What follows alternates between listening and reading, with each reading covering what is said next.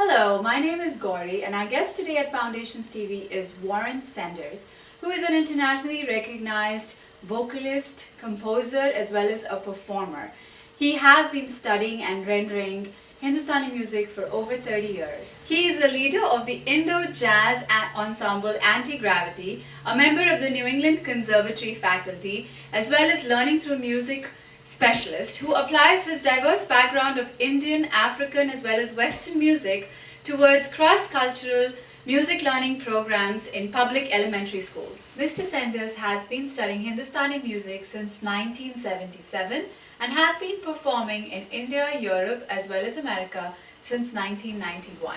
He remembers his musical journey began with the sounds that he started to hear even before he learned how to speak, with the music that he heard in his house that was being played as he was growing up, with the singing of Gilbert and Sullivan, and with a random guy walking up and down the street playing Scottish melodies on his Highland pipes. His ineffective guitar lessons or his short-lived association with a garage band, or even as he remembers his fourth grade teacher telling him that he cannot sing, did not stop him from singing in summer camps. He eventually fell in love with jazz music and he really enjoys the freedom of it, which he believes impacted the way he plays music even today because it allows him to take chances. It allows him to experiment with the beauty of different styles of music. His next love was Hindustani classical music. After learning here in Boston for 8 years under Srimati Kalpana Majumdar, he decided to go to India with the hope to become a disciple of Pandit Bhimsen Joshi. Even though he was very impressed by the performer, he was kind of dissatisfied with the learnings that he was getting from him as a teacher. And he went on with his search looking for somebody who can teach him one-on-one because of his passion for learning. Once under the supervision of Pandit Sri Ram Devastali, his life took off as a Hindustani classical musician. And from there on, it became his passion, devoting each and every minute of his life towards this passion of his. We are honored to have Mr. Warren Sanders here at the Foundations TV today to talk about some of the concerts that he has been creating for the last 2 years and also about an upcoming concert on June 21st. We would like to welcome Mr. Warren Sanders to the Foundations TV. Welcome to the studio.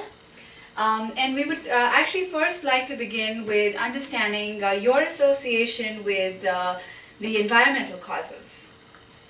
Thank you for having me here, Gauri.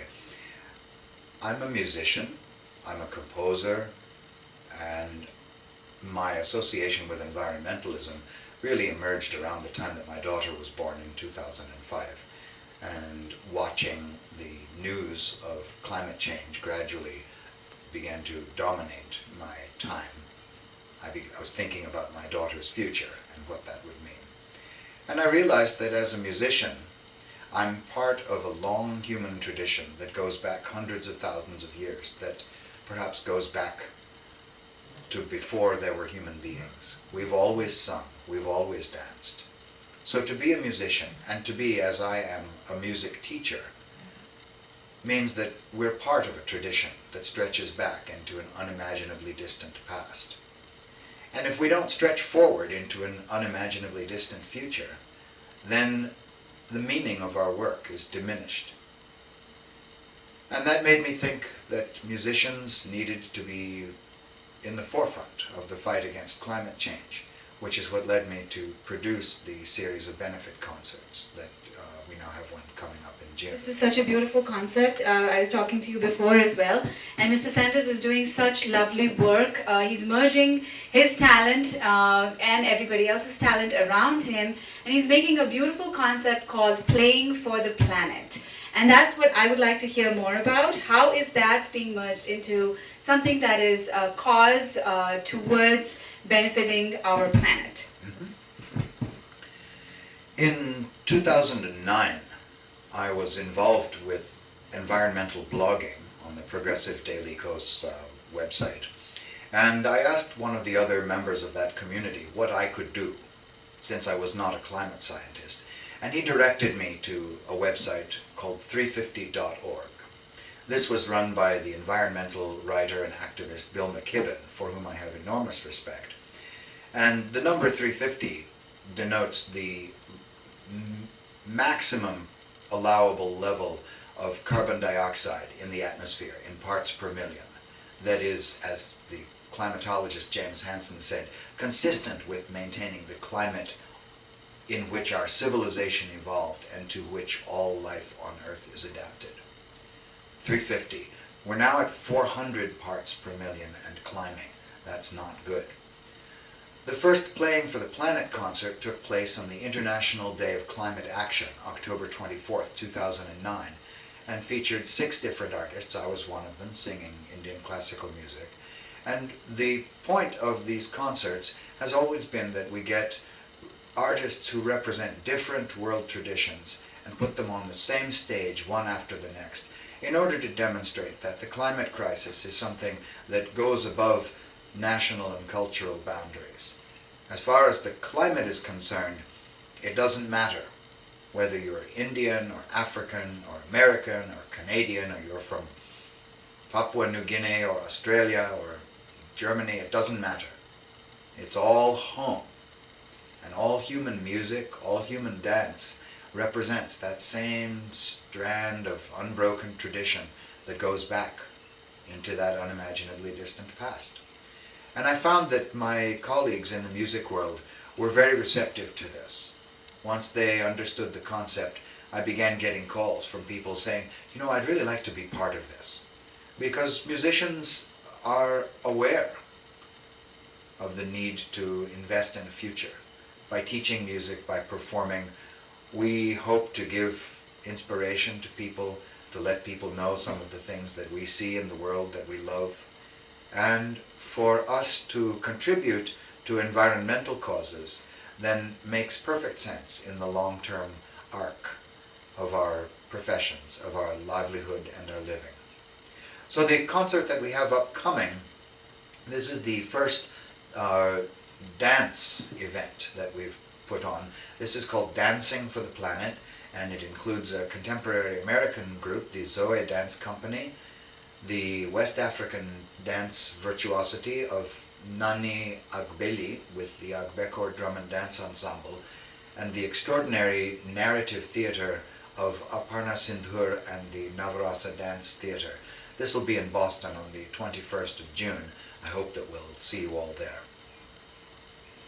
Thank you so much. I think what I heard loud and clear is that music has no boundaries at all, and neither does this cause that you're playing for, which is the planet. It's a global cause, and for each one of us, this is our home, and we are all, we have a duty towards contributing towards our own home. And the way you're doing it is absolutely incredible and very, very inspiring, that you're bringing together all sorts of talents and you're bringing together all sorts of different amazing artists to play for the planet and raise funds for something very, very incredibly, incredibly beautiful.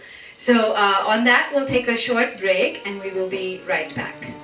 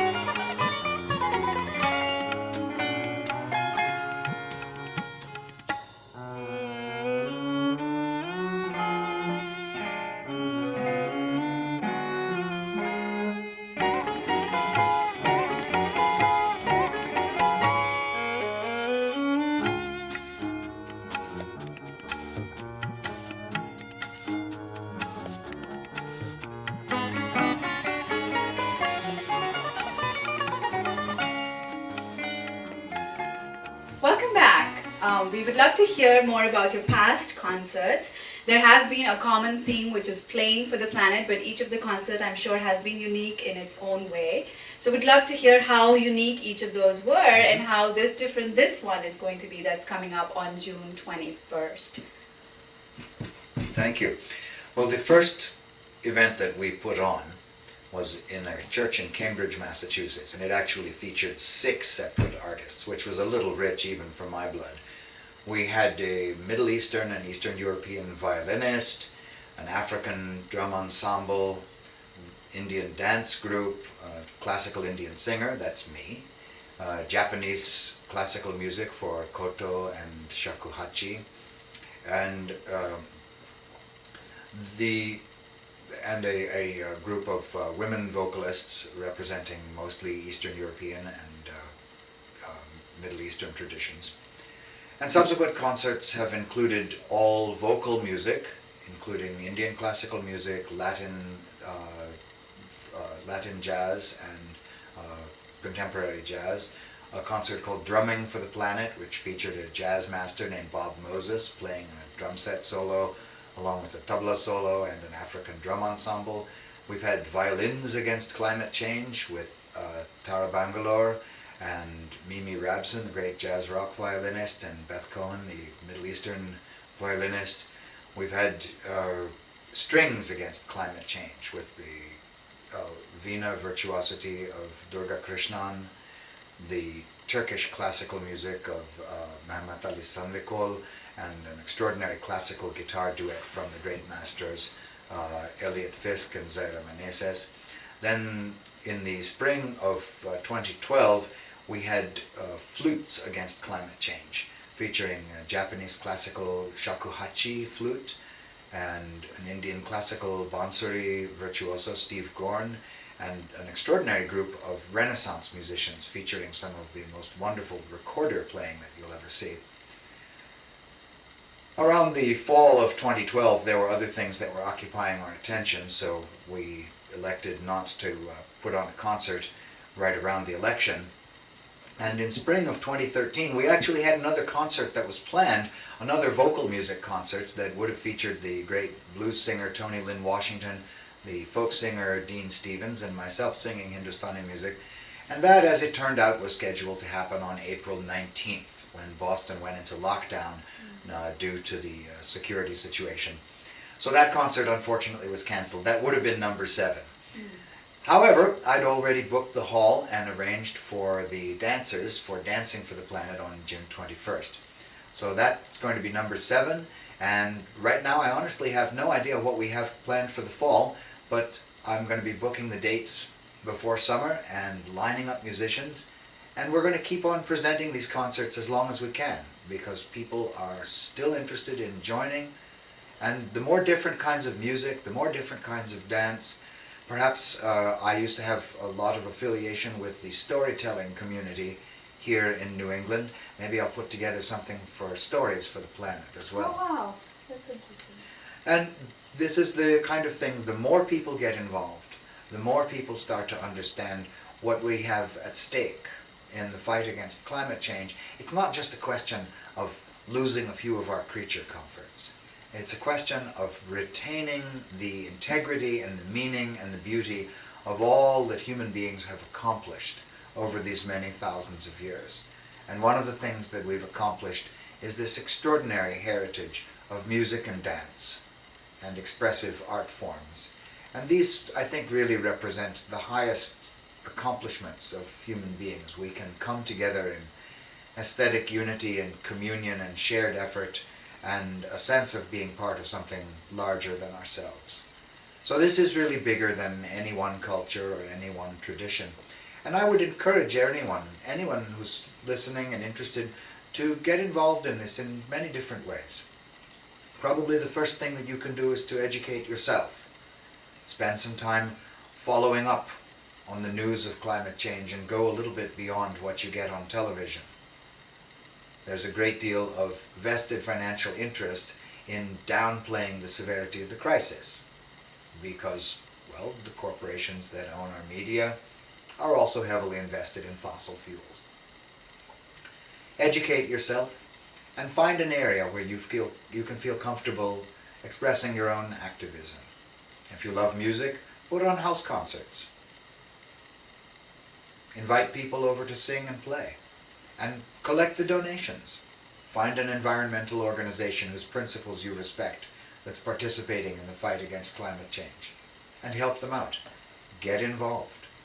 For myself, in addition to my daily life and work as a musician and as a music teacher, I write on the subject. Since January 1st, 2010, I've written a daily letter to the editor. So I'm coming up on 1,400 consecutive days of writing letters to the editor wow. to newspapers and magazines all over the world. I've been published in the New York Times and the Washington Post and Time Magazine and USA Today and all papers all over the place. And I don't say that I'm doing any one great thing. But the only way that this is going to be addressed is by 7 billion of us doing small things. And in my life as a musician, this is something that informs every song that I sing, every student that I teach, anything that I write or think or express about the musical traditions that I've been fortunate enough and honored enough to learn and study. If we don't address this, none of that has any meaning. And I personally would like my life to have meaning. How about you? That's such a significant message coming from such a renowned and inspiring person. I know if you have ever met him in your life, that's certainly a privilege, and I feel very privileged sitting next to you today and listening to all those beautiful thoughts that you're sharing with our audiences. Certainly each one of us is a human being playing multiple roles in our life, being a mom and a dad and a friend, and so many different relationships that we are managing in our life. But then there's also something that we should all believe in. We find a cause, we believe in it, and we merge our talents and we benefit ourselves as well while we develop our talents. But on the other hand, we're also developing our talents and using our talents towards something that we really, really believe in. And that itself is such a huge inspiration for everybody who is listening. And I think you really very well laid out, you clearly laid out what people can be doing if they want to do something about this particular cause, or if they would like to get involved with a concept such as yours. It would be a great, great idea for all of our listeners. Now, would you have another message that you would like to give to our listeners specifically? Pay attention. Pay attention to one another. Beautiful. Be kind to one another. Very nice. In the coming centuries, we're going to need all the help we can get. And we have a chance to turn our story from the saddest story ever told to the greatest story ever told. And it's only by working together that we can do that. And music is important. I know that I'm not naive. I don't believe that music will save the world. People have sung going off to war. People have sung as they've slaughtered innocents. There's nothing intrinsically holy about music. But I do stand with the great American folk musician Pete Seeger, who said, music won't save the world, but we're not going to save the world if we can't learn to sing together. Thank you so much. Thank you so much for being here today, and thanks a lot for saying such lovely lines. I'm sure each one of us listening today here would benefit from it and take something away from this interview. Thank you so much for being here.